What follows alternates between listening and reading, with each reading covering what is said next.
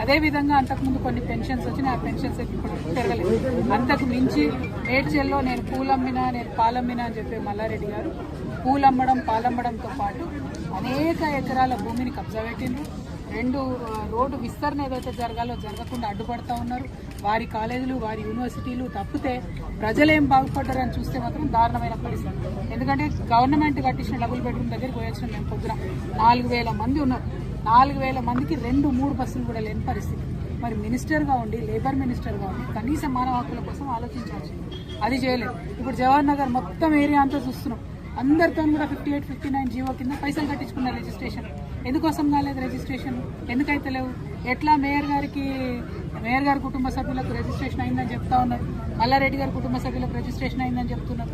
వాళ్ళకు మాత్రం రిజిస్ట్రేషన్ అయ్యి సామాన్య ప్రజలకు ఎందుకు రిజిస్ట్రేషన్ కాదు? ఎవరు కాపాడుతున్నారు మల్లారెడ్డి గారిని? ఎవరు అండదండలు చూసుకొని రిజిస్ట్రేషన్ చేసేటోళ్ళు? మేము మాత్రం దీని మీద న్యాయ పోరాటం తప్పకుండా చేస్తాం. ఏదైతే 58, 59 కింద లక్షలాది రూపాయలు కట్టి పేద ప్రజలు వెయిట్ చేస్తున్నారో అవి రిజిస్ట్రేషన్ అయ్యేంత వరకు అవసరమైతే సుప్రీంకోర్టు దాకా కూడా తెలంగాణ జాగృతి పోతుంది, పోరాటం చేస్తుందని. అదేవిధంగా ఏదైతే ఆ డంపింగ్ యార్డ్ పరిస్థితి అలా చూస్తూ ఉంటే ఎంత దారుణంగా ఉందంటే, ఆ రోడ్లు ఇష్టం వచ్చినట్టు ఖరాబ్ చేసుకుంటూ 100ల సంఖ్యలో లారీలు రావడం, కనీసం ఎవరినైనా గుద్దితే కూడా లెక్క లేకుండా రోడ్డు పక్కన పడేసిపోవడం, అవన్నీ కూడా మీ దృష్టిలో కూడా ఉన్నాయి. అటువంటి పరిస్థితుల నుంచి మారాలి. ఇవన్నీ పోని పక్కకు పెడదాం అనుకుంటే మిషన్ భగీరథ పైప్ లైన్లు ఉన్న చోట కూడా వారానికి ఒక్కసారి కూడా నీళ్ళు వస్తాయి.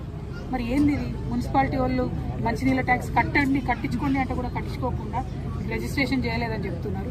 ఏంది ఇది? ఇంత సమన్వయం లేకుండా ఎట్లుంటారు? ఖచ్చితంగా మల్లారెడ్డి గారు శ్రద్ధ పెట్టాలి, ఈటల రాజేంద్ర గారు శ్రద్ధ పెట్టాలి.